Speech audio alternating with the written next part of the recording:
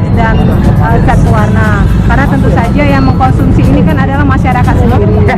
Dan berdasarkan pemantauan kami di beberapa pasar yang ada di Kota Palembang, alhamdulillah ya, mungkin karena kita sudah cukup sering sidak, alhamdulillah tidak ditemukan bahan-bahan makanan yang mengandung zat formalin dan juga borax. Walaupun mungkin 1-2 itu sudah kita peringati dan kami yakin tidak ada lagi penjualan-penjualan seperti itu.